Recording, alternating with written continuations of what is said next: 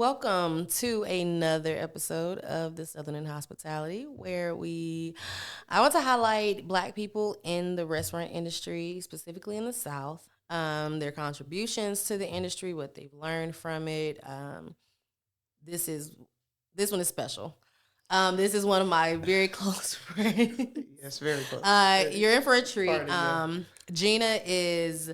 I'm going to let her introduce herself, but Gina is a sous chef. Executive sous chef. Executive sous. Let me. You see. You know what? That's why I'm gonna go ahead and let you introduce yourself You earned- because you I was earned gonna. it. I was gonna hype it up, but see, I left the executive part out, so I already know I'm gonna fuck this up. So I'm gonna go ahead and let you. My name is Gina White. I am currently the executive sous chef of, I guess, the Hotel Clermont itself, not just the restaurant. I've been in the chef game, about 12 years now. So I've had my fair share of bouts and lessons and stories and experiences all through it. So this would be very interesting. Indeed. So let's start with a little bit of your background. Okay. What you did go to college. Yes, I So did. what did you go for? I went to the unsinkable Albany State University. I went originally for music education, and after about 2.5 years, switched to performance. So I was a full blown musician for about 6 years professionally and through college. A lot of traveling, a lot of, lessons and competitions, you name it. So the food industry itself, hospitality itself, it was one of the easiest switches I've ever made in my life. So, I mean, I tell people all the time, you learn music, they teach you how to hold an instrument, how to read the music, how to do all the basic fundamentals, how to put your, pizzazz, your flair on it. And it's exactly the same way in the industry as far as, they teach you how to hold a knife, how to cut something, how to memoir, how to do all these techniques. And it's just like a service, how fast or how slow. Same thing with music, how fast or how slow was the tempo, and how fast do you need to move expeditiously, and do you need to adjust right now or can you chill? Same exact thing. And it's all in art. Hmm. Now, were you one of those kids that was like always in the kitchen, or did you just like? How did your love for food develop? Um, I was never in the kitchen like that. My mom could not cook worth a damn. She cooked. I'm gonna be very honest. Oh, I've you always said said about your that mom. because it's true, and she know it. She calls me Okay. to this day. How do you do this? And I'm like, you just boil the water and put it in there. She can't cook at all. My mom cooked three things growing up. That was tacos, ground beef, spaghetti, ground beef, hamburger, ground beef. She could not cook worth a damn. I will repeat that statement, and I mean it with my whole heart. And she knows I mean it in good terms. But um, it was just as I got older, the responsibility to make sure my siblings ate, and I just cared. And then in college, I just needed a job, and they was like, "Well, go to a kitchen," because speaking truly as a college kid, they won't drug test you. So I got into it, and I just kind of fell in love with the industry and stayed there. And I appreciated, it's not every person you meet in the industry who truly cares, who really teaches you the hospitality, the warmth you can give somebody in a dish, in a plate, in an experience. And I fell in love with that. And that's why I stayed around. I love it. I love walking in that dining room and seeing people smile and enjoying their night and choosing, your restaurant as a place to celebrate their special night or their anniversary or their birthday or their engagement. And you get to be a part of that. Everything from the table setting to the muse to the dessert, every part of it is what makes their experience. And I enjoy that as somebody who wanted to be a teacher. They tell you all the time kids walk in that door and you don't know what they're going through, but you give them that special day and that attention and you can make their whole day. And it's the same thing in a restaurant. Very true. Very Yeah. true. Did you now? What was the first restaurant in Atlanta where you worked? In Atlanta itself, um, King and Duke, which is it was located in Buckhead. It was part of the Rocket Farms under Fort Fry. And I had worked in Georgia itself in a lot of different places, but that is the first place in the city that I was employed, and I loved it. Mm-hmm. If they wouldn't have closed, I would have probably still been there. Really? So happy. Yes, I really enjoyed the live fire and the attention to detail, and that the goal every restaurant has a theme or a goal, I would say, and theirs was just American food. And you would do just so many different forms of food, and it showed you can not bind yourself in one place because America itself is very influenced by different cuisines and different just ethnic groups. And that food was from a confit rabbit to my takis with a lot of Asian twist, and then your basic American steak. And I don't know, I fell in love. I fell in love with it. And also being half a chef, half a lumberjack at the same time because it was live fire. So you pulling gallons of wood every day and starting a fire, and it's like I could survive in the woods now, and I might not skin that rabbit, but I know how to do it, fresh from a live fire. It was a lot, and I don't know. I enjoyed the look of it, the act of it, everything. But that was my first real restaurant in the city, I would say. Hmm. Now, a lot of people always, I hear this debate sometimes where people will say the chef title is kind of reserved for those who have either worked in a kitchen for a long period of time and worked their way up, Yeah. or have developed a menu and have a following or whatever, Or culinary school type or situation. have gone to a culinary Yeah. school. So, being someone that majored in something else, Yeah. do you feel like, because I've seen people come into this industry with very little kitchen knowledge and work their way up to owning restaurants? Yeah. Like, do you feel that culinary school is necessary? Um, Speaking honestly, no. Because I think a lot of people working in this industry for so long, you run into a lot of people who went to culinary school, and that's great. There's nothing wrong with that you wanted to hone in on those skills and learn more. If I have the time and the money myself personally to waste, I would be in a culinary school. Not to waste, but I always look at it as I could pay money to go to a school and learn these things, or I can go to work and get paid to learn these things by individuals around me. So I've spent 12 years learning from ex-cons to full-blown chefs who have written books and made menus and have run multiple restaurants.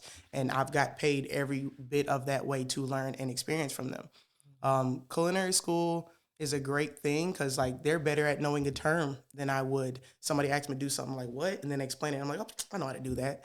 But I know don't what to call it. I don't know what to call it. Yeah, I don't know the term because I didn't go to school and I didn't have to sit in a class and take tests on it and do all those things and work on development and all those things. I just had to adjust within a job and learn right there on the field. I think there is a great benefit to going to culinary school, but also there is a very large thing that holds you back because the way I explain it is you go to class and today we're going to sit here for 4 hours and we're going to fucking just cut tomatoes. We're going to teach you the perfect way to cut this. And that's great. But also when you get in the field, now we're talking about ticket time. We're talking about how can you adjust on the spot. We're talking about all those live action things you're not taught in the classroom. And so it's like they graduate, and that's great. You come in here with your white coats, and you come in here with your cute knife kits, and that's great. There's nothing wrong with it. But they be adorable, girl. I'm telling you, bangs with everything. Like I didn't get my first bang until like almost 2 years ago, and I'm sitting over here using house spoons, and now I'm over here like, oh man, that spoon costs $10. Make sure I get my spoon back. They're already on that level, and it's just like they walk in there, and somebody like me is dancing circles around them. And it's like, it's nothing wrong with that. It's just I've been in the field longer and know how to actually adjust to, oh, we have an allergy right now. We have a this right now. You might know a term to something. You might know how to do something and confit something till ain't nothing left of it. But can you do what I can do? And there's a pro there in the fact of now I can learn from them the terms, and now they can learn from me on how to move fast and how to adjust. And now they're in my boat where you're getting paid to learn while you using that money on that check to pay off that nice nice white coat, that degree you got. Nothing wrong with it. It's just I don't know. I don't think it's completely a pro. And I also think there is, back to what you were saying about a chef, I think there is a big difference. Like I wouldn't consider myself a chef until about 4 or 5 years ago. Yes, I've been in the game so many years, but I didn't earn that title, at least in my mind or to my peers, until recent years ago. And that's because I went from just working, basic chain restaurants or, the Dardens and the stuff like that to actually, all right, now I'm doing private country clubs. Now I'm doing these things where I'm putting stuff on the menu. I'm trying specials. I'm learning new things. There's a difference between a cook and a chef. Anybody can be a cook, but everybody can't be a chef.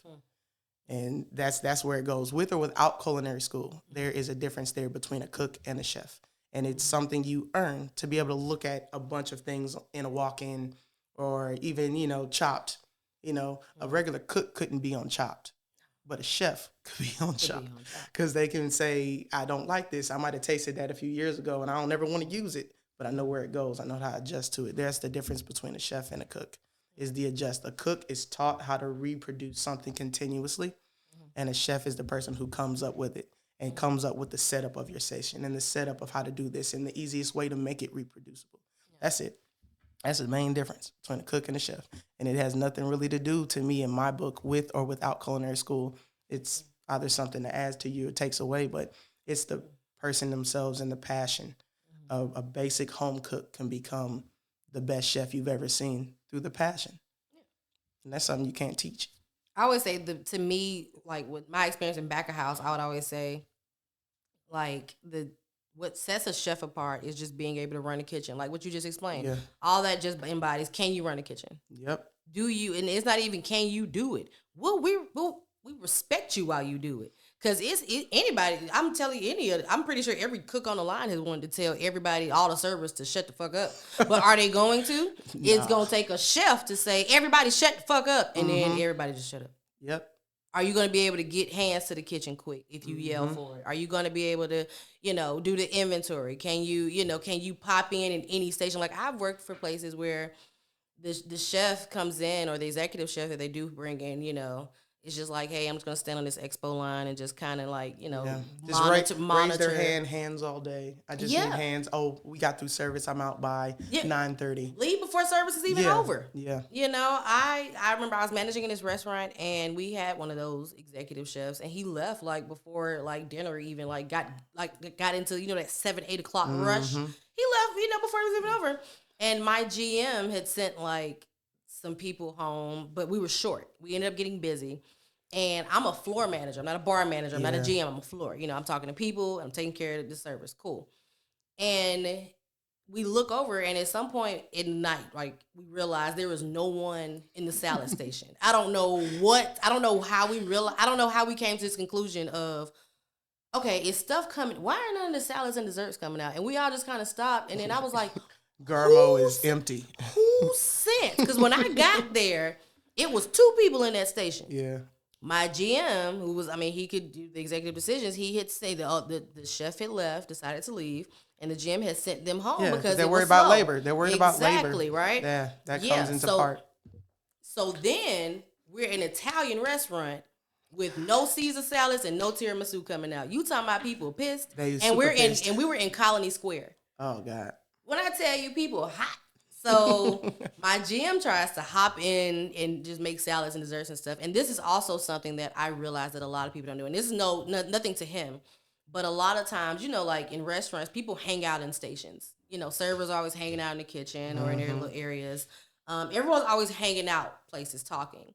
Very few people pay attention to what the fuck is actually going on around them while they're talking. Like they're in tunnel vision. They're in tunnel vision instead of knowing to look around them and observe. Like while I'm hanging out with the dude on Garmo and I'm chatting his ear off and he chatting to me, he's chatting, but he's productively sending out 15 million salads and things at the same time. And it's nothing for me to talk to him and look down. Just simply look down and see, okay, handful of this, a spoonful of that, a toss like this, 6 or 7 croutons. It don't take nothing. Nothing.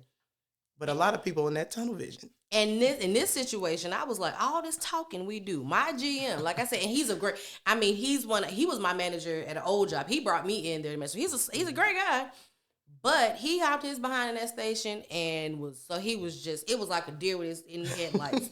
I'm talking about it was like something you see letters and shit flying everywhere. This nigga trying because we had to like hand toss salad, so you had to like make the everything.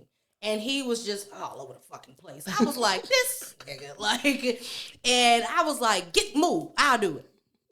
And I just had to man the station the whole. I had to do the salads, I had to do the apps, and the desserts. Yeah. And it went great. I was pissed because as a floor manager, servers are coming to me, and I could not step out of that station because you can't do your job because now I have to do someone else's job. I have to do someone else's job. But also I was pissed because I'm like, one, the chef had left. Well, no, two, the chef had left. Three, out of all this talking that we all standing around and doing, why does nobody else know how to make this shit? Like, I know I stand around and talk too, but I bet I knew how to make. I knew every single ingredient for all the salads, how to plate the desserts, how to do, like where everything went. And it's funny, at the end of the night, they was like, "Whoo, you was in that kitchen tossing the fuck out them salads." They was like, "But that arm will move," because I said we did everything from scratch. But they were like, we could tell you was mad because I'm talking about them salads ain't never been tossed. They ain't never been that well tossed. Like I was like, but I learned from shit like that. I was like, nobody in here knew what the hell was going on. Yeah. Like, so very few people will look at restaurants, like whether it's managers, cooks, chefs, like so many people just don't pay attention to that. Yeah. I know you're very good at that. I'm very attentive, and I don't have a tunnel vision. If I do have a tunnel vision, my tunnel is a very large tunnel. Mm-hmm. And I think the industry, I was talking to somebody about this before earlier this week, and I was just like, a lot of people in the industry that are successful have ADHD, ADD, OCD, stuff like that. And if you go to other fields, that's a bad thing for you. It's hard to adjust well to it. But in the kitchen, you need to be able to multitask. You need to be able to be scatterbrained, but focused in that scatter. Mm-hmm. And it's easier for me to walk in the kitchen and see stuff like that. Even with the situation you're talking about, people know in my kitchen, you can talk. I have no problem talking, but you're going to move and you're going to talk. And if a server want to come over, I will gladly walk up to somebody and you distracting my people. I need you to leave. I need you to go away. They're busy. They're working. You're not training. Are you cross-training right now? No. And honestly, you don't. You're talking to them, like you said, you're talking, but you're not looking down. So it's not even like I'm going to let it slide and know that, hey, well, maybe one day I can ask so-and-so to grab me this. Half the servers don't even know the menu. Y'all still coming to me asking for buttermilk ranch. When we ever had buttermilk ranch? They need a salad. These people ask for buttermilk ranch. You've been here 6 years. You don't get out of my face. You ain't been looking. You ain't read the menu. You ain't look. When the last time you seen us make some ranch? Get out. Like, I got to kick you out when I got to kick you out because we need to focus right now. And our minds, most of my chefs are the same way. My cooks are the same way. Some of them need extra focus. Some of them need a list. Some of them I can let loose. Some of them, my main goal has always been to cross-train myself. That's how I got so well in the industry, was always looking ahead. I didn't tunnel vision. I can sit down here on my station and master my station, but when I have a downtime, I'm peeking at the guy next to me. Yeah. How is he doing that? How is he plating that? How is he cooking that? How did he taste that? What did he, when things went wrong in that sauce break, how did he fix it? Yeah. So now when it comes time, you can train me over here. Oh, I'll go train. Mm-hmm. And then I train and you're like, wow, you're really fat. Yeah, because I've been watching this dude for 3 months or 2 weeks, and I've been peeping. And while I was at that station, I'm peeping at the next 2 stations. That's what it is. You have to be able to get out of a tunnel vision in the kitchen. You have to be able to adjust well.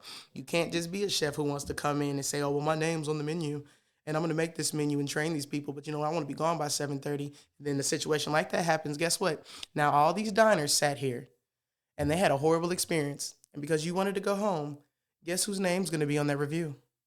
You. That's you. That's your name. How do you leave and your name's like that? How did you leave? Or a GM, you're worried about labor. And the chef's gone. You're not going to go talk to a sous chef. You're not going to talk to somebody else before you make decisions. Because, yes, you still have a bigger call than we do. It's it's GM chef. Then it's the rest of us. So a GM can't make a decision like that. Yeah. Even as a sous chef, a GM, as an executive sous, the GM still has more say-so than I do. Absolutely. So if y'all make that decision because you're worried about labor, the chef wasn't worried about his menu. The GM wasn't worried about anything but labor. And now look at what you did. You spent all this time worried about a restaurant and the success of it because y'all want to go home early or you want to save $1. Now look what you've done. You've cost yourself more dollars in the end because you made that name of that restaurant go bad. You ruined somebody's experience. They waited 40 minutes for a goddamn salad. Why?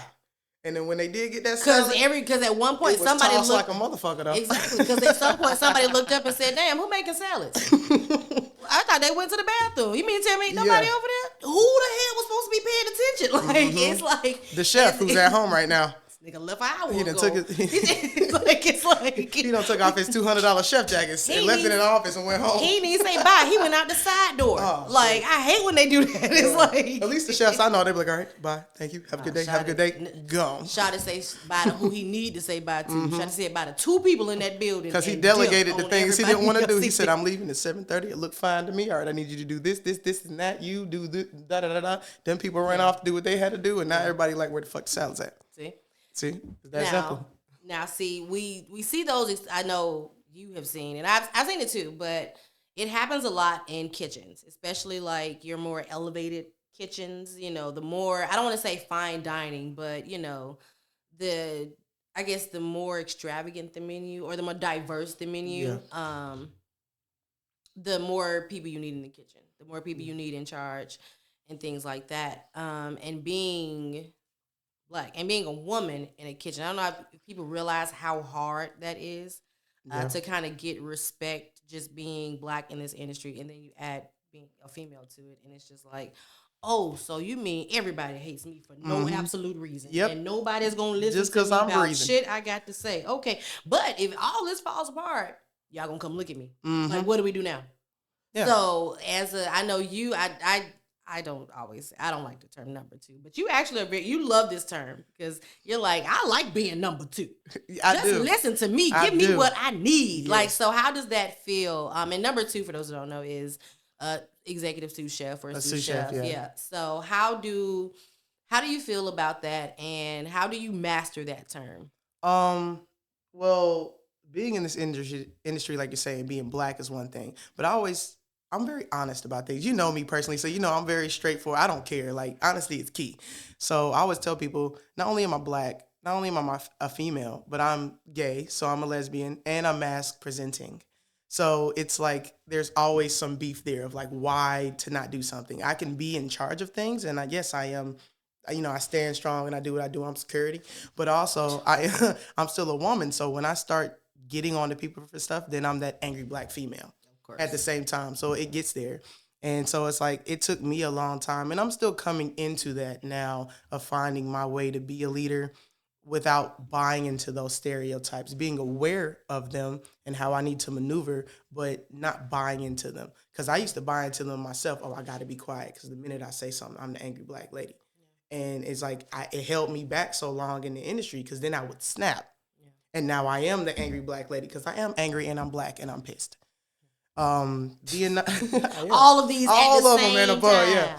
And being number 2, I say that because I'm still young. I'm only 30. Yes, I've done a lot in the industry. I've been up there and I've done these things, but I'm still very young. Yeah. So I still like my personal life. I still enjoy going out and having a good time and having the benefits of also being in this industry, because there are benefits to it. And I know there's still things I need to learn. I've always said for a long time, by 33, I want to work for myself. I don't want to be on payroll. I want to pay payroll. But in order to do that, I have to be humble enough and open enough to sit in a room and watch. That's what got me here so far. That's what's going to keep getting me there. And it comes from multiple chefs. Being number 2 for me is, yes, you know, now because of my current situation, I'm building menus. I put stuff on the menu before, but where a whole menu is me, you know, it's easier for me to come in there and be that person where I consider myself muscle in the kitchen. I adjust well, but I'll do it. I am, you know, I do got some little muscles on me. But, you know, I can knock out mass quantities. I can adjust well. I can do the fine, dainty stuff while also doing the big mass productions. And it helps me to have a head chef where he's telling me, this is what I need. I walk in, this, that needs to be done. We got this buyout. We got this dinner. We got that. He gives me the vision I need and the steps I need. Like, this is it. You're going to go make a left and a right, then a left and a right. You turn, that's it. I learned that dance. I know how to do everything else to it. And, I mean, you know, I love Batman. I want to be a Batman one day. But right now, I am enjoying wearing these little tight tights and this little short bottom being Robin. It feels good to me. It does. It feels good. It lets me know that, one, I have the respect to be on this level with these people. But I'm still humble enough, and they know I'm giddy to learn. Teach me, get it. show me, give me everything. I write everything down. I am a list. I got my list over here right now. I'm doing orders. I was like, let me do these orders before we do this. And I stay. Everybody knows me. And it was like I had a chef before, and I was like, why is this dude always walking around with a goddamn clipboard? What the fuck is? So who the fuck does this dude What think are he you is? writing down? What the fuck? And it would just be list, pages, and listen. I'm like, what the fuck is this guy on? But because I was number two and I got to watch that, I was just like, this is weird. I mean, it works for him. But then when I had to be thrown in a position where I have to be in charge, I'm like, goddamn, I need a clipboard. I need a goddamn clipboard. This dude was so happy to go. He was on to something. Bro, he was so happy to go to Staples and say he bought a $30 goddamn clipboard. He was like, this is steel. This is steel. I can drop it. I can throw it. It has a box. It's papers in there. I got write-ups in here. I got business cards. I'm like, what the fuck is this dude excited about pens and clipboards? And now I'm like, who stole my special pen? Where the fuck is my pen? Anybody see my clipboard? But I wouldn't have known that if I didn't spend that time as a number two. Yeah. I think it's very valuable for somebody who has passion and cares for this industry. Mm-hmm. It's also important for me personally. I don't believe in ego belongs in the kitchen. Absolutely. To me, ego is what makes you fail as an individual and as a chef, period. Because you can't be a good leader if you're so worried about stroking your ego. If you want everybody to stroke your ego all day, that's great. But I bet you went home at 7:30 and y'all ain't have no goddamn salads. That ego let you go home. Choke that. I still don't like that chef for that one. Okay, but no. And trust me, there are chefs that I work for that I don't have a nice thing to say about them. And then there are some chefs where I can give them nothing but praise. Yeah. And then there's some chefs in the middle where like I would never work with that dude again. But damn, I learned so much from that guy. He didn't. Yeah, he was an asshole. But I eventually learned how he got where he did. Yeah. And that also the industry has changed over the years. Mm-hmm. And I've gone through that transition of watching it happen of the different type of chefs and the different type of people you're going to run into in the industry. Mm-hmm. I started in kitchens working at a humble Zaxby's. You know what I'm saying? A Zaxby's. Okay. And, I learned the methods to their madness and how they can run a chain. And then I went to work in the Red Lobster. And I started in humble beginnings working with ex-cons, working with, people who had no business being in this industry. But they taught me how to become a grill master. They taught me how to adjust well. They taught me how to get it done. And they cared. And some of those ex-cons are people who I look back in Albany and they're running restaurants. They're full-blown, have restaurants built, and they are building the menu. They're doing these things. Mm-hmm. I had to have humble beginnings to learn from them. And I had to be humble to learn from them.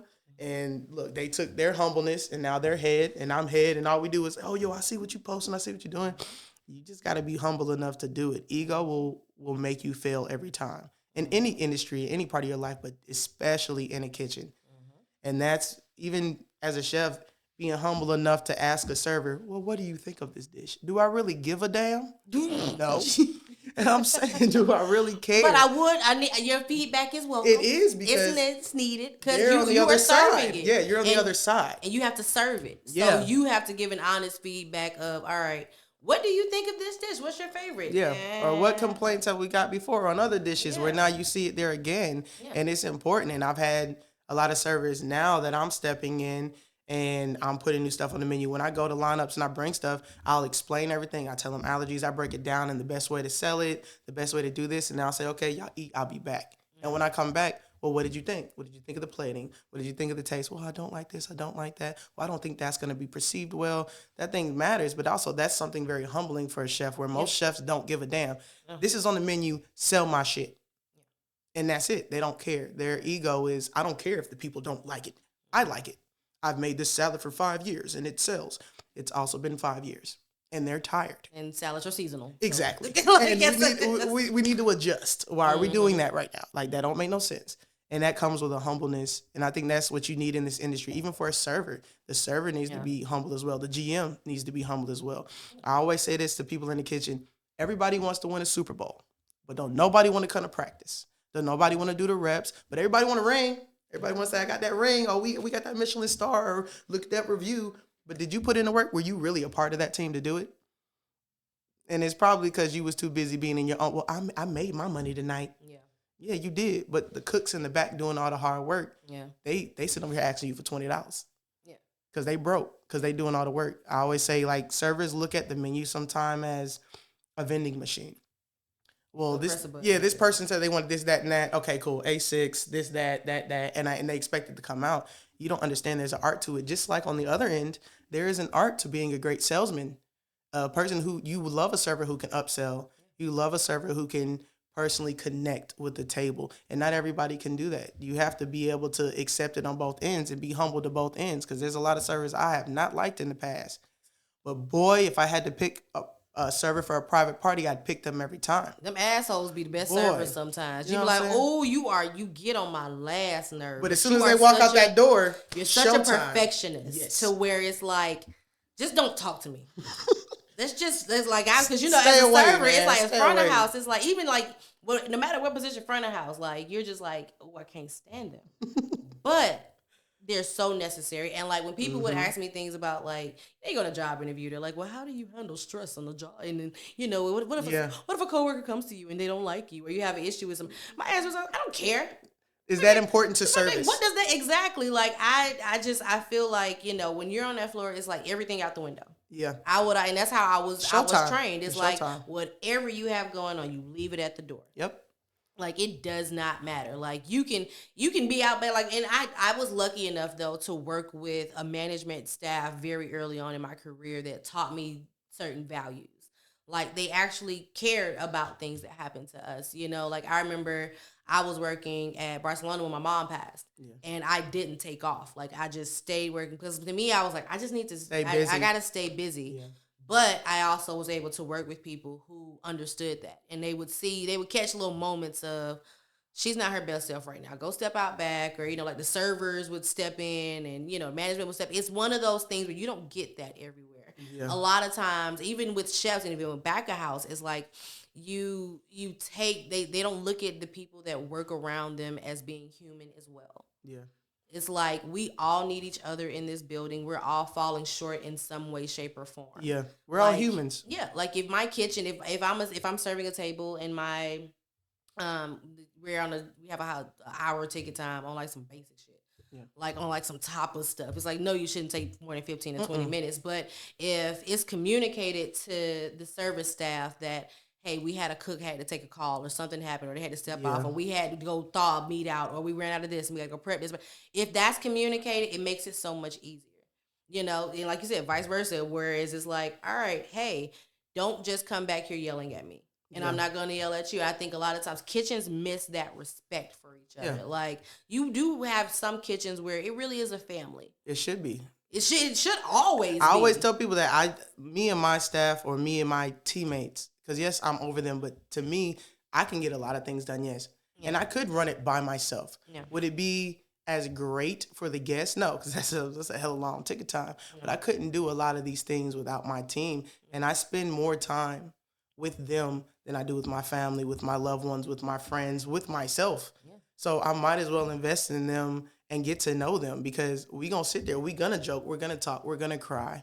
We're going to do those things. They're going to pick up when, you know, I'm a little sad today, and they're going to pick that up. Or they're going to pick up when I'm sick and I'm moving a little slow. And I'm going to pick up the same thing for them, because we with each other. How many hours a week do you work? How many hours a week are you with these same people every time? Servers included. Because there's some servers I'm like, man, stay away from me. Don't look at me. And there's some I'm like, oh, my God, what's up? Bartenders, give me a hug. What's up, my folks? Yeah, like, you see them so much. Yeah, you do. I make sure they eat. Family meal is very important to me, because I make sure they eat. And it's like, they know when I'm not there, because they're like, man, let me tell you, the shit we ate yesterday or did not eat. It was rice with bread on top. Bro, it was air and more air, and only 6 people ate, and everybody walked by and was like, is we in prison now? And it's like, but it's like, then I'll go out of my way and I'm making stuff from scratch. I'm doing this, and that's also a new time to try new recipes. But if I feed them well, then I know they'll work well. Not only that, but if you know these people enough and you work with them as much as you do, you know for a fact sometimes it's the only meal they get a day. Yeah. And myself included. I'm moving around so much. Family meal is the only meal I might get. Even if I take 5-6 bites, I throw most of it out. It don't matter. Those 5-6 bites made me feel warm and good, and we joked and we conversed while we ate, and we moved and we helped each other. It's all about a family thing to me. And some chefs don't do that. Some chefs look at you as just, you work here. Yeah. And I don't care what your problem is. It's showtime. And then there's chefs where that's been my battle is, I'm still very jokey and friendly and cool with them, and I have to remember sometimes, shit, I am their boss. Yeah. And then they have to remember, shit, that is my boss. We have to have those moments because I treat them so much like friends and family. Yeah.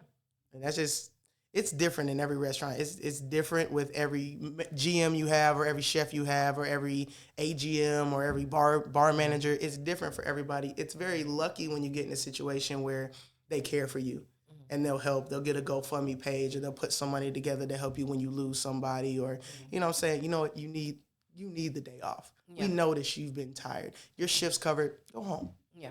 They care. They genuinely care for you surviving, because it's a longevity of us succeeding as a team.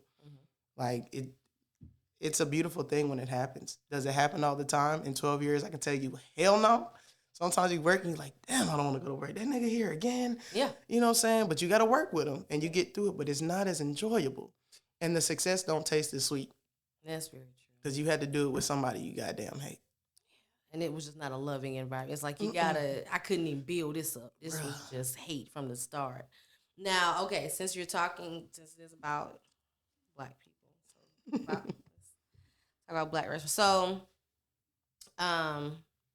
little things like family meal are big things in the restaurant industry. And I picked this because as you were talking about it, and I think I might have said this in another interview.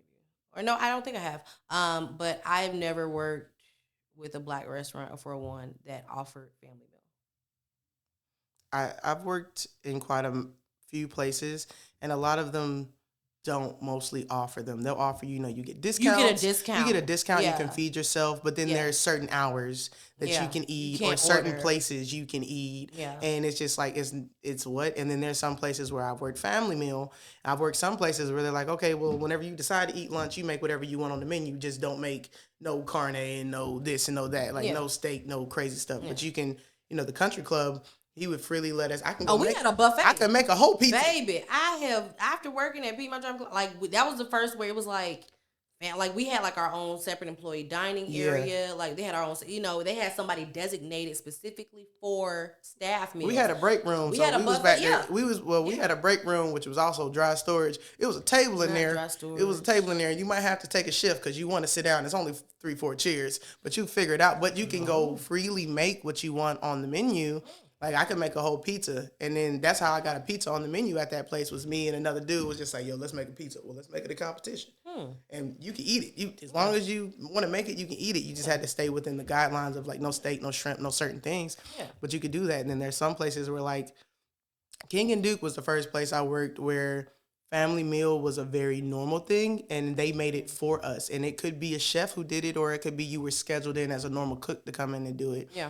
And I always prided myself on that because I fed one. You don't want to be that nigga who puts something up and everybody's like, "Did you eat that shit that Gina made?" Oh, you don't want it to be like no leftovers, or just only leftovers. Bro, that shit was bad, bro. Did you eat that shit? It tastes like rubbered ass, bro.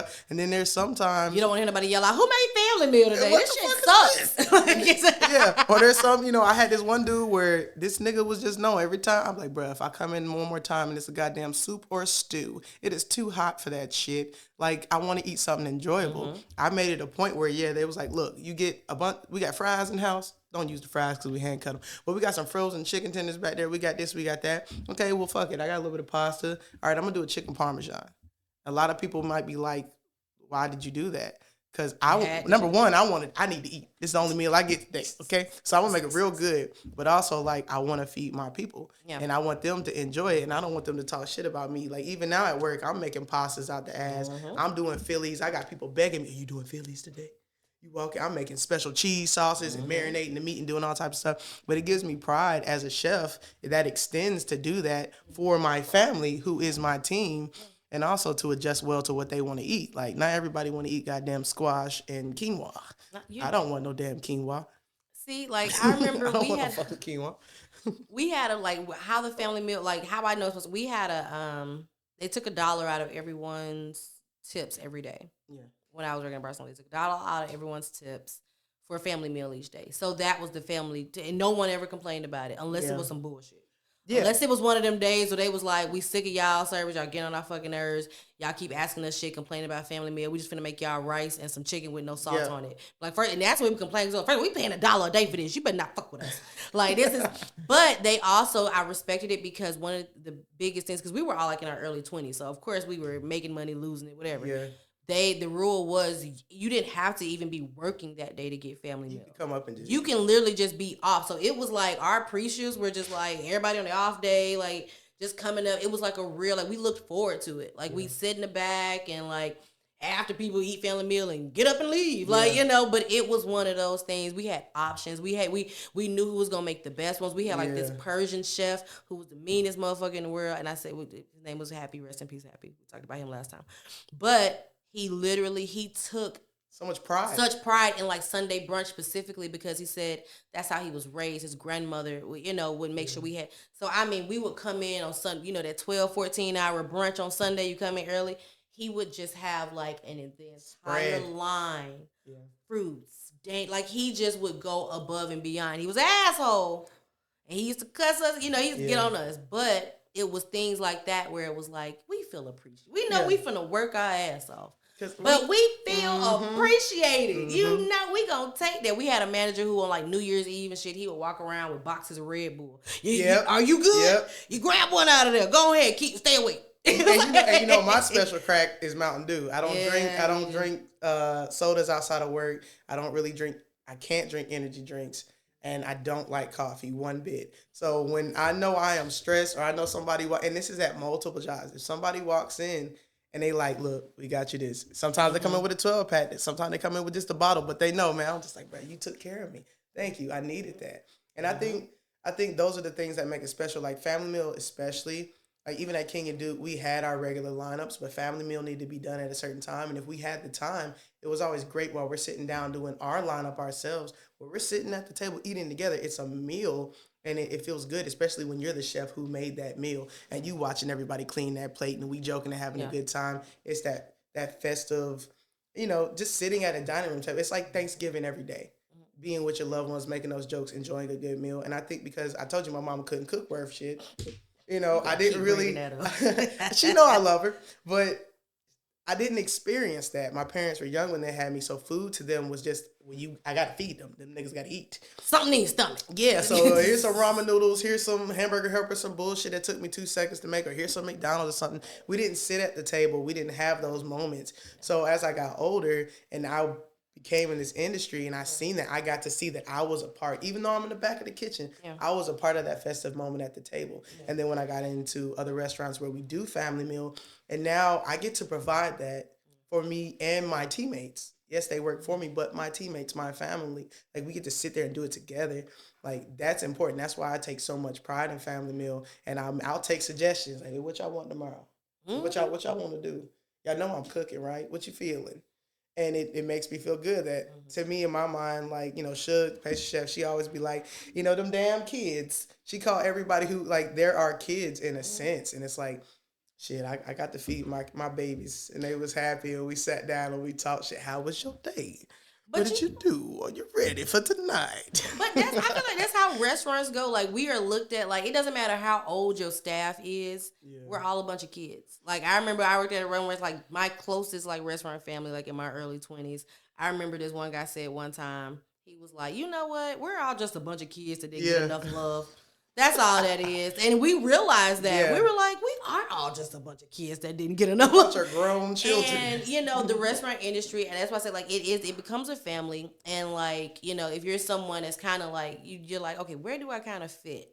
Yeah. In this world, in this society, in the grand scheme Working of in a things. kitchen is like that awkward table in high school that's just those we're and it's like it is. None of the weirdos really match, but all these weirdos keep ending up at this damn same place. Yeah. And that's a restaurant. We're very successful at it. We're those weirdos let loose. The emo kids sitting there talking about, bro, did did you watch the new Demon Slayer episode last night while we're making a salad? And then there's also people like, brother, you heard that new fucking Drake diss, bro? Like, it's just different. We're just a bunch of weirdos let loose at the table. Everybody got a goddamn cat. It's just a room full of cat people and shit. I mean, hell, look at Miles over there at local. Like Yeah. they make the best food. They make their food, and as soon as they're done, they go outside and play Yu-Gi-Oh. Exactly. Like them niggas in there, With a fucking seriously, beer with and a shit. beer, a blunt, and Yu-Gi-Oh cards. Yep. Grown ass, and I love them. And the it's best nothing wings wrong- in and the city wings in the city. going wild. Yeah, so it's just like, you know what? I ain't even gonna be mad at this Ain't weirdo. even That's the mad at weirdo this, make but these they're wings. my people. Them wings is good. But they're my Shit. people. Like I buy, Yeah. like that's my tribe. And I think the restaurant industry, I think the most beautiful thing is that for people like that, for people like us, it's like I can go. I belong. I can go to any restaurant anywhere. It doesn't matter where in the world you take me. Mm-hmm. You know, I'm gonna go and I'm gonna feel at home. Yeah. You know, I don't have to know anybody there, but as long as it's a bartender I can talk to or somebody at the door I can. Yep. If it's somebody there I can have a conversation with about something, and I know I'm gonna be good I'm because happy to be restaurants there. are just. It's some people where like that's our thing. Yeah. Like you can't describe it. You just know that's your thing. Mm-hmm. You just feel it in your bones. You feel it in your shondo. Shut But so, like, one of the things that I do love that you talked about, like ex-cons in the kitchen. Yeah, they call them fresh out. They're like, man, that kitchen fresh out. Is that the The term? whole I haven't been kitchen, in this- whole I kitchen never- fresh out. Now, first of all, I have worked in kitchens where it was all fresh out. First of all, I worked with this one guy. Hey, they one work time. hard though. They are the hardest workers. And I ain't going back. they I are- ain't going back. I'm about to fry the fuck out of these fries. I ain't I going know. back. But I think the beautiful part is a lot of them. Like I had a homeboy who, you know, I think like at Russell, we had so many guys who were just, you know, had done time or whatever. May have come in as a dishwasher. You know, that's just, you know, or maybe a tent job. Started dishwasher, displayed interest in moving up, got moved up to prep. Yeah. Then did so well with prep, they started to put them on like easy things on the line. Fry guy, the salad guy. Yeah, they're like, okay, you done worked your way up to saute. Next thing you know, 2 years later, that's the grill master. And now, I mean, I got a homeboy. He done worked his way to an executive chef. Yep. I know guys that was there. They came out of wherever they came from or whatever they were coming out of. They ended up at restaurants, and they didn't need degrees. They didn't need so many things. Yeah. All they needed was a desire to learn and just And the a place ability. to do it. Yeah, A safe space where they Safe weird like space. me and I feel at home and Yeah. I can learn, I can watch. yeah. And they went from there. I've known Yeah. some dudes where same thing you saying, and some dudes where they like, oh well, you know, I just worked this job because I got to, but I still slang shit. And you look at them 2 years later, they ain't slanging shit no more. They an executive chef or they're an executive sous or they're a CDC, a culinary dude who only comes up with recipes. And they found their life calling in that. For me, stepping into the food industry was a complete accident of just something. Like I said, I'm a college kid. We musicians, we all smoking weed and shit. And they like, we'll go get a job in the kitchen because they won't drug test you unless you hurt yourself. Don't hurt yourself. I found that out. Don't hurt. You They will never not- hurt yourself. Don't hurt yourself because then they gonna Then they be gotta like, drug test yep, you. and then you fucked, and you just like, it's not even that bad. You know I don't how- need this finger. It's fine. We don't need it. I remember the one time I did hurt myself, like, and I was like, the doctor slipped because they didn't drug test me. So I was like, yes, ha, I got you. The doctor didn't get it when I got there. That means you can't get it when I leave. And So some whatever. of the people, some of the people in the kitchen that tell you, you hurt yourself. It's a little water in your Just pee. pour it. Just Just a say it little off. water. Just Just a if you little got to water cry, in go in the back and do Yeah, it. yeah, Just- yeah, yeah. If you got Just- like, you know, and I've hurt myself in kitchens. Like I got a fresh little burn right here from the other day from the oven. You get used to it, but it's some stuff that's like, we're not gonna go to the manager and be like, I got a boo boo. Like, do you want to get fired? Because they gonna drug test you. Because I know you was smoking. Because I seen you I seen you out in the parking lot, bro. And I know that wasn't no cigarette. It ain't smell like one. Like you can't do that. You get used to it. Like I've been in major situations where you know I've hurt myself. Like had a fingertip amputated, and that's something we're gonna go about. But also like you know. I didn't get drug tested, and I also didn't have shit in my system. So I was like, okay, Jesus, it worked out for me, you know. And there's some people where it's just like, damn, did you hear about so and so? Oh, what happened? Yeah, they fucked themselves up. They got drug tested. God damn, it's over. I love him. Damn, we ain't gonna have fun on Tuesday nights no more. That nigga gone. No more. He got That nigga tested. gone, and it's just what happened. I ended up in kitchens, and I ain't have to get. They just said don't get drug tested, and I just fell in love with the people, the weird kids at the table, and I was excited about the passion of it. And then in most of the kitchens I started in, it was mostly black people and Hispanics, and a lot of, you know, immigrants. And it's just a bunch of us in there, people fresh out, people sending money home, people, and we in there working. We don't care what it is. I will fry the fuck out of this fry right now. This French fry, the crispiest, best salted fry you ever had in the world. And you know that's coming from, Consuelo. Let's just say, you know what I'm saying? Or Jose or Tyrone who fresh out and he don't want to go back and he got kids and he want to take care of it. You fall in love with that.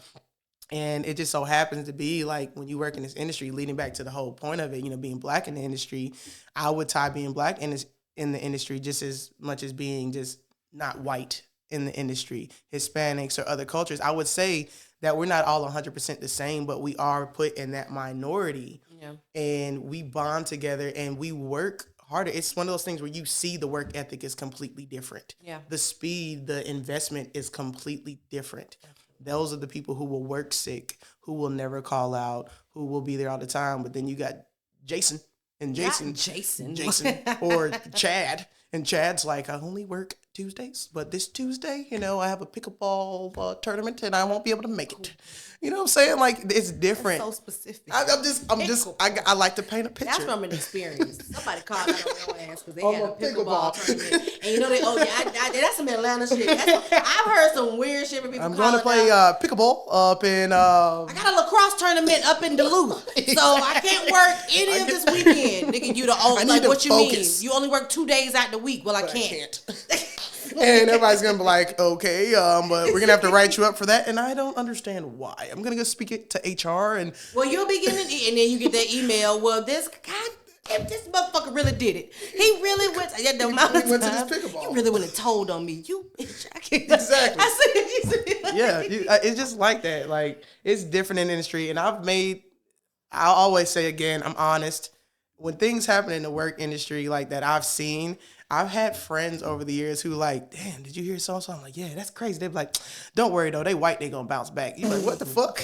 And it's literally a statement I've made and we've made in kitchens and I've seen multiple people make, and it's different like that. Absolutely true. You see the manager who sucks. The manager who sucks, and it's because they friends with somebody who owns this, who's a GM there, and they end up there. It doesn't mean they're good. That just means that you're gonna get passed over and over and over and over again. And that happens with, the difference in they're white, and it just looks better in a restaurant like that white chef in the white coat, even though he left at 7:30 and fuck service. That's different. But you put a black chef in that industry in that same spot, and if they did that shit, they would have their ass handed to them. They had their ass handed to them. But also, that's the same reason that chef never leaves early. That's the same reason that same chef, black or Hispanic or whatever else, they're in there 15, 16, 17 hours a day. And they're in there 6-7 days a week. Yeah. And they're coming in on their off days to button this up or phone calls or emails and this and that and that. But them other chefs I've seen before, it's not that they don't have the passion, but they're looked at differently in the industry. And that's something that just in regular life, they're looked at differently in regular life. So they're always going to have that plus that pro there. Like I said, he white, he gonna be fine. He gonna be bounced back. He could have got caught stealing. And I've worked in restaurants where we've had... He didn't get prosecuted or nothing. We've had... I worked in a spot, and I'm not gonna say the name, but I worked in a spot where we had a GM, and we found out that he was basically... He stole over $100,000. And that's why we was eating nothing for family meal. He was stealing our money. We hungry. Like, this is, you're really, don't spit out your ramble. I'm sorry. But I'm saying, like, we're hungry. We're starving. This white dude building a brand new house with his wife because he took over $100,000. And when they come to sit the whole staff down and explain it to us why he's gone, they said, well, he chose to go on to do bigger and better things. He was glad they would have hung that. They would have been like, this motherfucker stole everything. He fired. He this. Like, it's different. And it's just like, it's stuff you learn. It's stuff you see every day, every year. It don't matter. Fine dining, fast food. It's always the same. You got that. I worked a spot where when I was working in my fast food days, we had a manager, a white dude, older white dude, and it was a bunch of niggas in the kitchen. We all in there slanging, some selling weed. We all in there trading food and shit, stealing shit out the back door, doing whatever. Usually how it goes. You know what I'm saying? But then we had this one manager, he the white dude, and when we was getting ready to get paid, he'd come around, hey, can I get $20? We all know you got a cocaine problem, bro. What do you want? Like, but he white, and they was never gonna fire his ass. He probably still there to this damn day asking, you got $20. Like, bro, I know what you need, Curtis.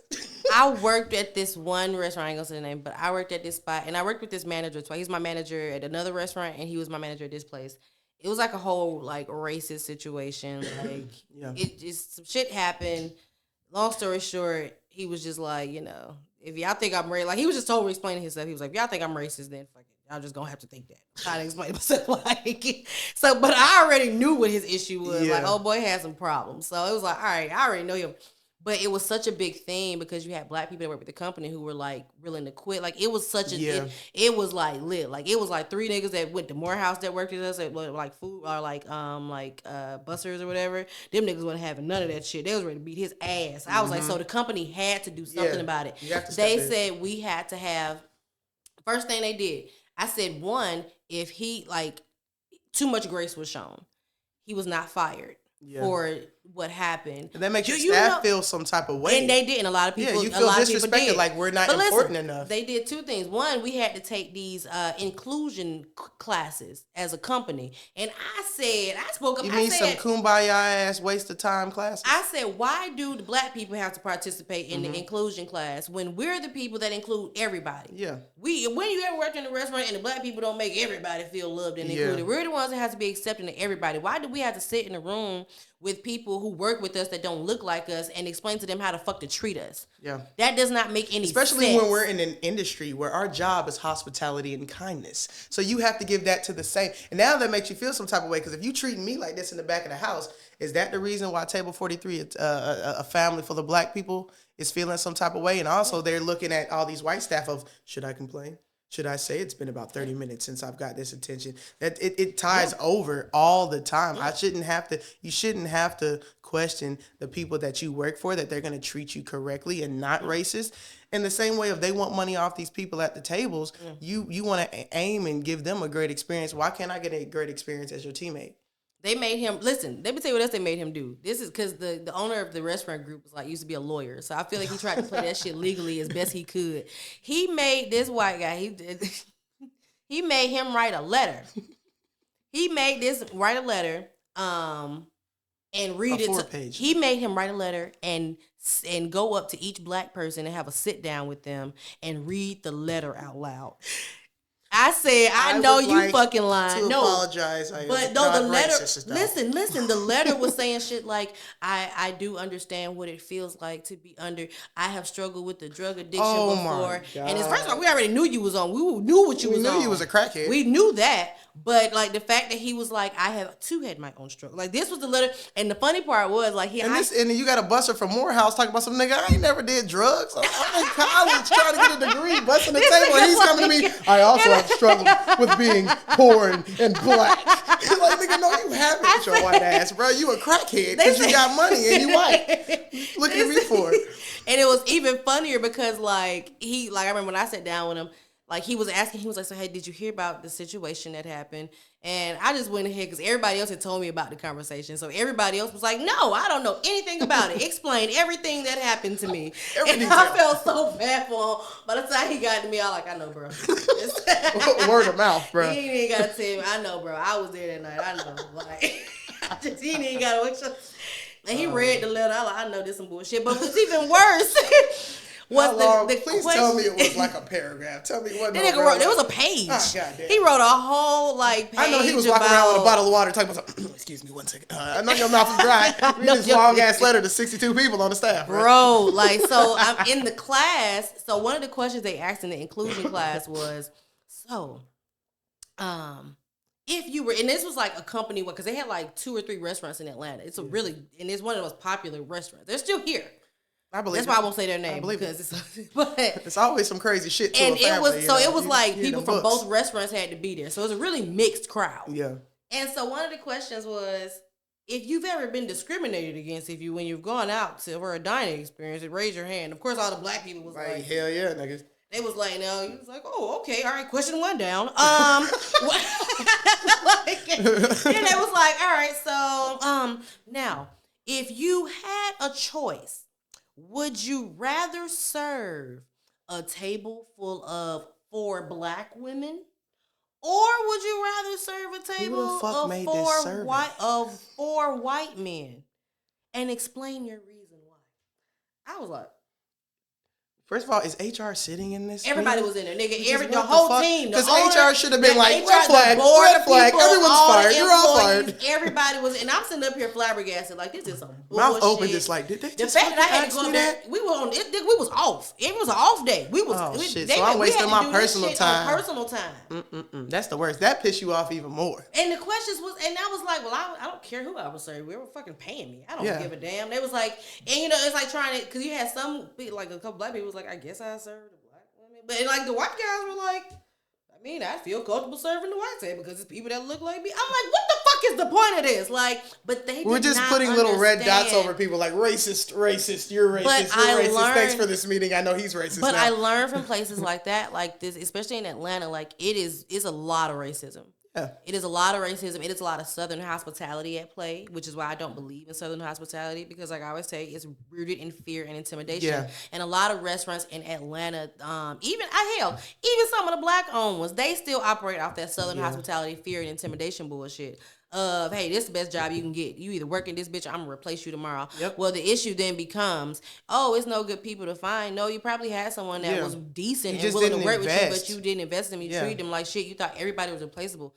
But it's, it's hard to bring those people back in. Yeah.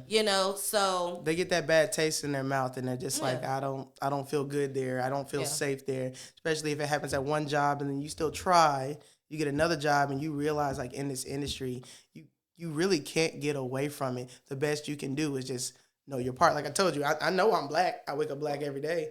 I wake up a woman every day. I wake up gay still. Still gay today. Woke up gay this morning. Still gonna be gay. Might be gay tomorrow. I don't know. Let's bet on it. You want to put some money on it? No. Nah, me neither. Because I bet money you still gonna be gay tomorrow. You see what I'm saying? And then I'm Hispanic as well because I'm black and Puerto Rican. So it's like I see all of it. And it's just like I know my limits. I know as a person, sky is my limit. I will push and do the best I can in this industry. But I know that in order for me to be in management or me to be respected in there, what I'm going to have to deal with and step around with and how I'm going to have to be more quiet, where this person can say some wild shit and get away with it. I have to sit back and know that that's just the industry I'm in. Could it be present in other industries? Probably yes.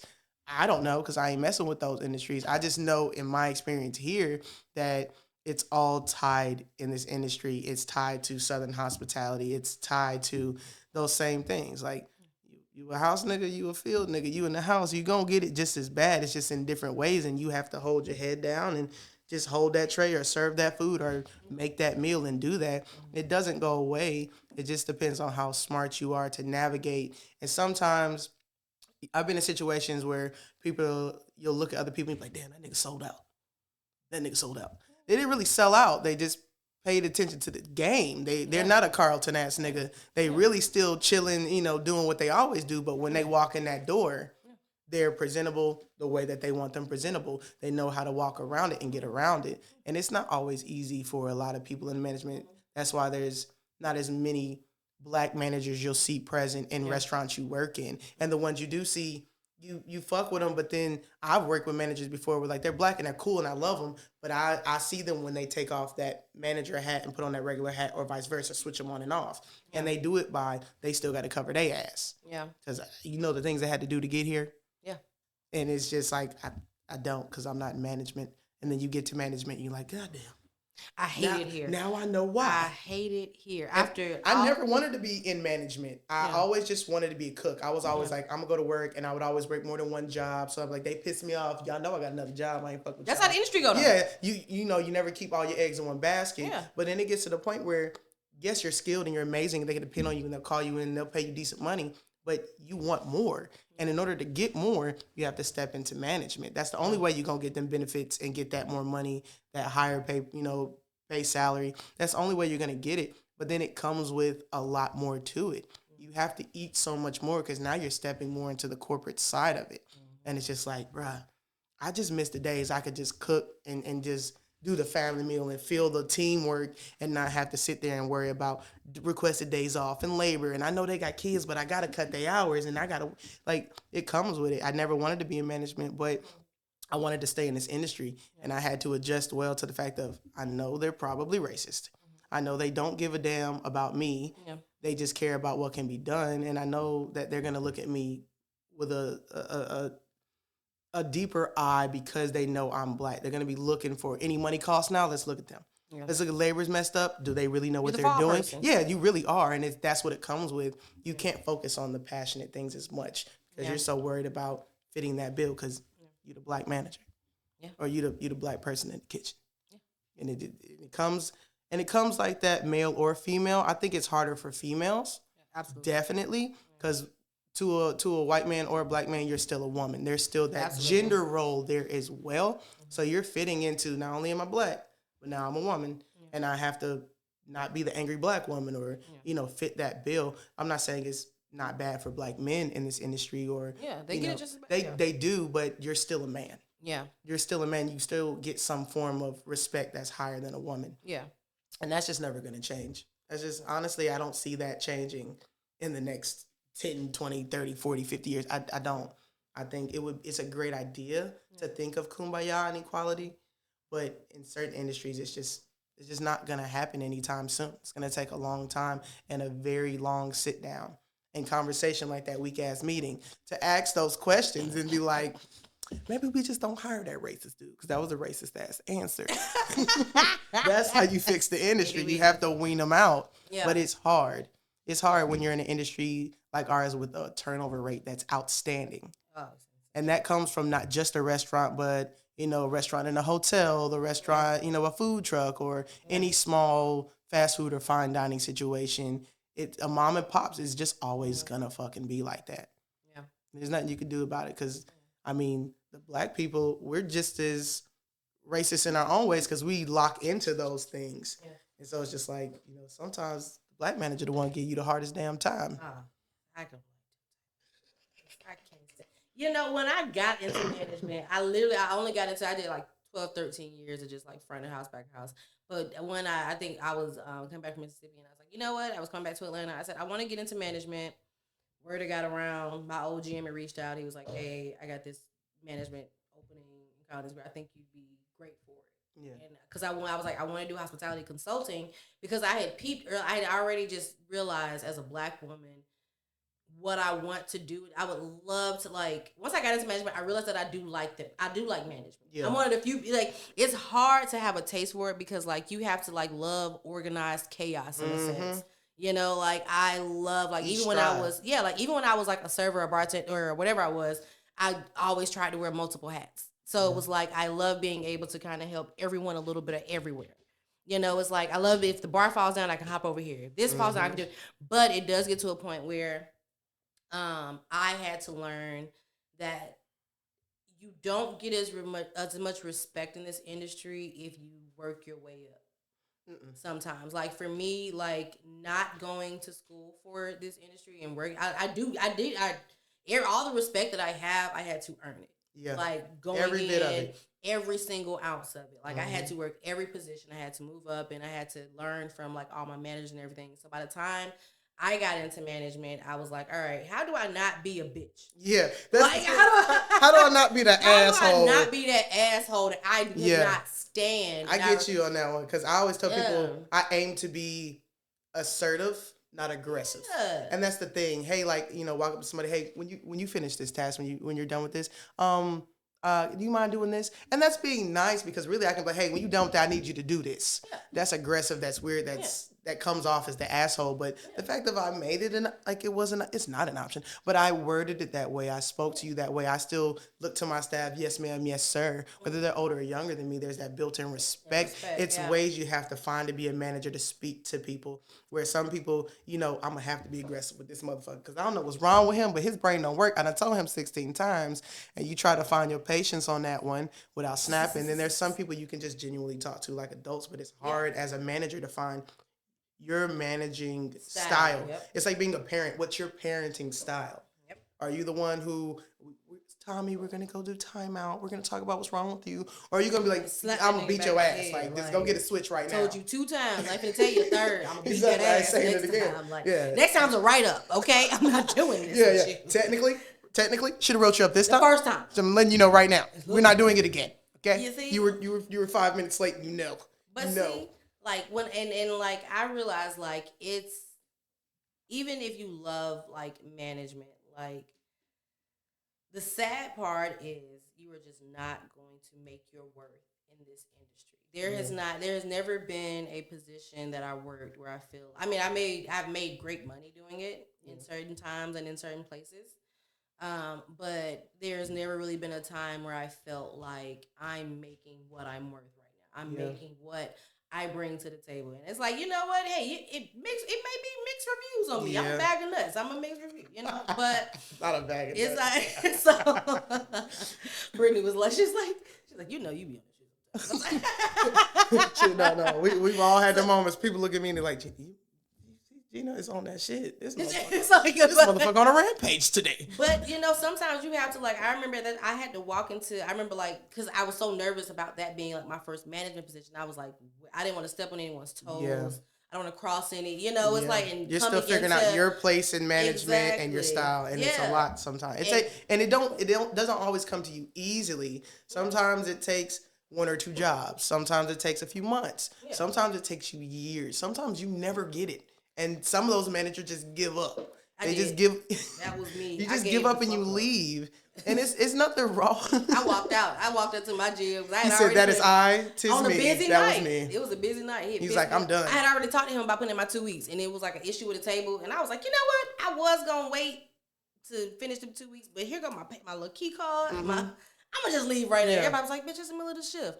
But that was also like, And sometimes you do it. Like I've quit jobs before where usually I'm very respectful. I'll put in 2 weeks. I'll stick it out. I'll do those things. But there's some jobs I quit. walk the fuck And out. I quit on purpose in a way where I know I can't use it as a safety. Because there's been jobs. Think about it. There's jobs Just where, destroying yeah, shit yeah. when I'm you just walk like I burnt the fuck out of that bridge, bitch. Ain't even no rubble ash left. I could never go back, and it's because I know I could. There's been jobs where, like, okay, I worked for Red Lobster on and off for 7 years. Yeah. There was different locations and places I've worked, and it was in one of those situations where I will put in my 2 weeks, left and right, left and right, left and right, and leave, and then my Yeah. teammates would want me to come back. I come back, and there would be times where, like, towards the end of it, I was like, I'm gonna fuck this one up all the way because I keep coming back because it's so easy to come back. Yeah. Burn it, burn the whole bridge, gasoline, let it on fire because I don't need to go back. I don't need to be there. I don't need to do this again. I'm still not working well with this management team. They're not respecting me as management, and I'm going back out of comfort. So I've done it with one or two companies I've been with where I purposely burnt that bridge so I can't go back because you know the treatment you're going to get. You know how it's going to be. You know that they're going to pretend like they care, but they really don't give a damn. And that's why they let you leave, but that's why they let you come back too. They're like, oh, don't worry about this form of paperwork. You come back tomorrow? I'll be here tomorrow. I sure will. They'll take you back. You got to burn that bridge sometime because the management, it'll burn you out as a person.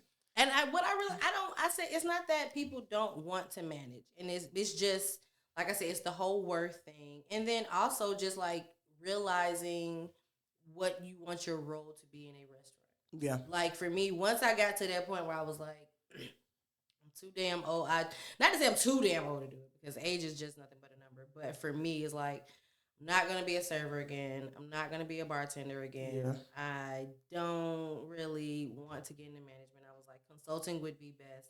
Like if I had to ever go back to like an hourly position in a restaurant or a salary position, I would want to be like a maitre d or maitre d.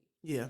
Just because it's right in the center of I don't have to serve and wait tables, but I Yeah. also don't have to manage this motherfucker. I really just get to be the face Yeah. and control the door and Yeah. how this process The works. beginning and the end of the experience. I get to be that Exactly. happy face you see You and that know? face when you're on the way out. Have a great You time. Come know? on back. You know what I'm saying? See, but that takes years of. Yeah. It took years of damn. I'm trying to be this in this place and this and that. It's like no, find your but it takes like I said, it takes time, and unless someone is willing to learn and wait, and they actually give a fuck about their life, Yeah. and like their future in it. Like Yeah. in the restaurant industry, I tell people like I don't care, where you see yourself, just make sure you have the end game in mind. Yeah. Some kind of end game. Yeah. Because Because if not, you'll get lost in this industry. There's so many places where you can hop. You can go from back of the house, front of the house. You can go from bartender to, this. You can go from busser to so many things. And it's like you get burnt out in one spot, you can hop to another spot. Yeah. But it's like you're not really happy anywhere. And you'll find yourself lost if your goal isn't, I want to be a GM. or I want to be an executive chef, or I want to be a this, and you work hard for that goal. If you don't do that, if your aim is just to go to work every day and make some money, I mean, you could do that in this industry, but the shit that comes with it is gonna burn you out more. You're gonna be mean as hell. Yeah, you're gonna be one of those. Yeah, you're gonna be one of them people who 50 something. No, nothing against them because we've all met people like that where they just old, and now they just here because this is all they know. They've been washing dishes for 36 years. Okay? Not since they was This nigga, he cleans the meanest dish ever. But you be sitting back sometimes like, God damn, this nigga too old to be in here doing that. But that's all he knows. Because he didn't have a real end game. His game was to get in, get a job, make the money. Yeah. And now you stuck here. Yeah. And that happens with management too. Oh, I'm a GM. Why this GM has been here 15 years. And it's not like he's going to go off and do something further in the company or consult and do a consulting company or hop off and start a business with somebody in a restaurant. He's happy being this GM here right now forever until this place burns. And if it burns, he's going to be outside building it back so he can be back at work doing the same thing again. You get lost in the sauce sometime in the restaurant industry. I aim not to do that. I actually have a goal of where to end up and where to be, but it's good along the way to learn so much. I tell people all the time, you can learn something from everybody every day. You learn something new every 10 seconds, and you probably learn what not to do than what to do. So being in this industry, you're surrounded by so many teachers. It just helps when you're in a place where it's good teachers and good lessons back to back. It just doesn't always work out that way because I've had a lot of chefs that I've learned so much from as far as a chef, but also as humans, as human beings, and, dealing with our stress levels and dealing with our, I'm still dealing with it now, my work to private life balance. That's a big thing too. And I wouldn't have been able to make it as far as I have. I wouldn't have been able to be as successful as I am or the type of teammate I am or the type of, partner or friend I am if it wasn't for some of these people I've worked with, bartenders, bar backs, bussers, dishwashers. I wouldn't have been able to be who I am and look at the industry and the beauty of what we offer without these people because, there's certain things when I was a kid and you're really sitting there coming out of high school, you're like, what am I going to do with my life? Like, where am I going to be? And if you're smart, you look for industries that are never going to be out. Like this, at one point I wanted to work in a funeral home because I'm like, niggas always die. But then I was like, ooh, dead bodies. I could totally see you being like, I don't touch that. Ew. I'm not doing ew. Gross. Playing with like poking it. I can see you being a big ass kid. Get her away from the body. For real. Like, yeah, I wanted to do that because it never goes away. Or even during COVID, you started seeing what industries were never going to fail. Yeah, a restaurant might have closed, but they were still doing to-goes. And they were some of the first places to open back up. The bars were some of the first places. We out here being active again. Shouldn't be. Restaurants are open. Well, we put up these plexi things between your tables as if the germs going to be like, oh, shit, no, plastic. Let me not hop over it and get somebody sick. But niggas was back out eating and enjoying the dining experience. They were still ordering food to go. They were still doing all these things because this industry is never going to die. It's not. The only thing is you going to get lost in the sauce. Are you going to be helpful? Are you going to change it? Are you going to be one of those people who change it? Because everybody knows a regular dining experience. It don't change from whether you go to Applebee's or fucking Atlas. It don't matter. The only difference is are we tweezing? Are we doing this? But you're going to sit down. You're going to get greeted by somebody. Their main goal is to give you what you want. Whether you're right or wrong. Whether you come in here knowing, bitch, ain't no buttermilk ranch on the menu. You are not letting go of this No, because ranch. They kill me with that shit. They kill me with that shit. That's just on your soul. Sorry, the table asked for ranch for their salad. Bitch, do we have ranch? Have we ever had ranch? You lucky I'm not a chef that like those shit. That would have been my only response. You lucky I ain't one of them. Boy, for real, I'll be really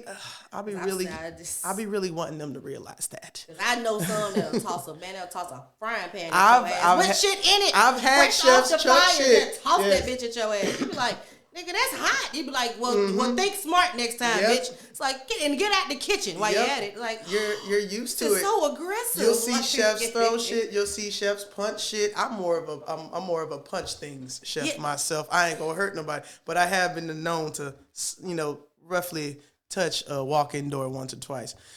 But that's about it. I mean, I've seen those chefs where they get mad and they go fucking wild, and you like, bruh. As soon as the server asks a question, you ever seen the line just looking like, oh shit, Shit. do you know what's about to fucking happen? Shit It, got real. Why did she just ask for that ranch? or God it's damn. like you see, like it's like don't let it be like a glass kitchen, like where you can see him. Oh, yeah. And you gotta like take something back, and you can see the chef looking at you. Like as a server, I don't know if you've never felt this, but as a server, having to walk back into a kitchen And complain. with a plate, and you can see that eye, because they first thing, what did you fuck up? Yep. Damn it, I thought I rung it in. What didn't they like? It's gonna be something. They wanted it medium. Well, the ticket says mid rare plus. What did I tell you about them goddamn pluses? See, but you know what? Southern hospitality. Because I used to work. Me and Brittany, that's where we met. We used to work at this Jewish restaurant up north, and it was a chef. He's very known, but he's a demon.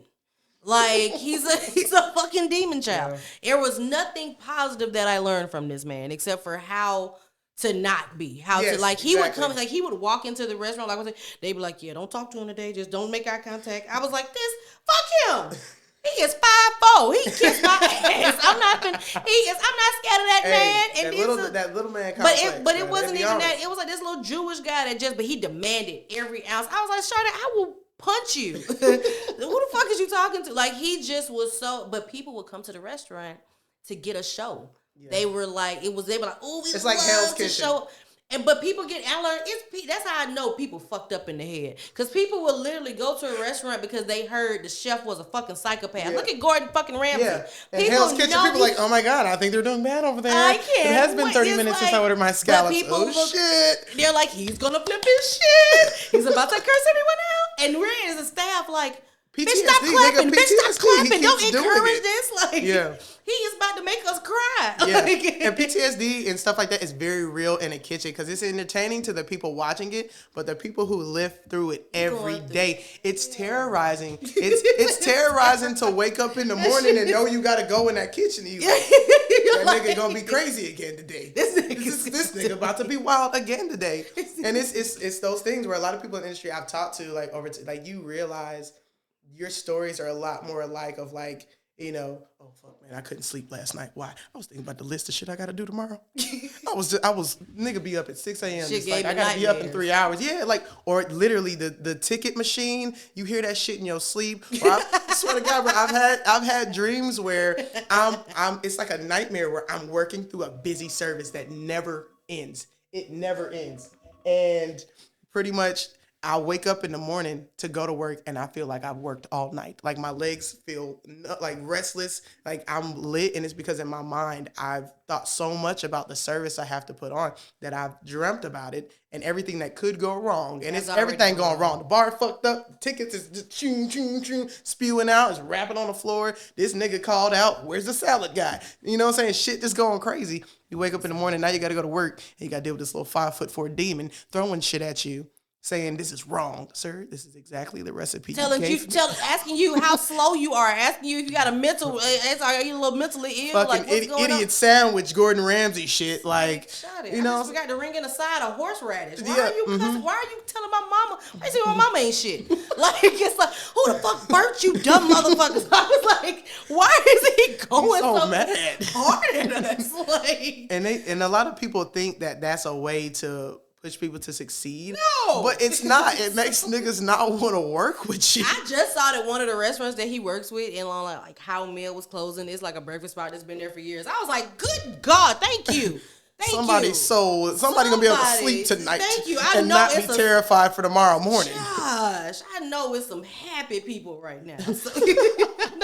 So happy he failed. I don't wish misfortune on anybody, but I know it's somebody happy he's sitting down. Yeah. But he still has other places. So. Yeah. He over there just throwing extra shit down. All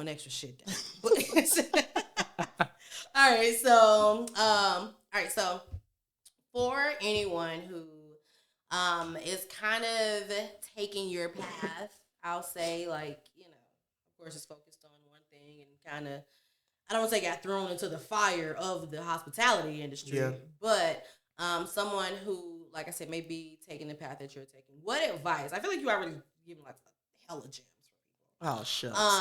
But look at your blushing. But what advice would you give? What further advice would you give, or do you feel like you missed any points of things to tell people on this same path? I feel like I did mention a lot. Obviously, teamwork is very big. A Yeah. main goal is very big. Being humble and knowing you can learn anything from anybody. Nobody is too below you or above you to teach you anything. Being very humble in that. Staying very true to yourself and focusing on finding yourself in the industry. Yes, my position is this, but what is my role in this? My personal investment here. What do I gain from it? Like, and also I would tell people if you're going to be in this industry, the only way you're going to survive long term and it really give you what you want in return, or at least just a little bit of what you want in return, is to genuinely care about the people, their dining experience. That's what we're here for. You know what I'm saying? Is to genuinely care and just, just focus on that. That's what's going to get you through. Is focusing on, yes, it's long days. Yes, it's crazy this. Yes, that chef's throwing shit at me. Yes, we don't got a salad guy and now we're all stressed. But focusing on not table 43, but you see that couple over there? You keep seeing them smile. You see this, you see how they cleared that plate. You see how, they wrote that review that said that we made their day. That's what to focus on.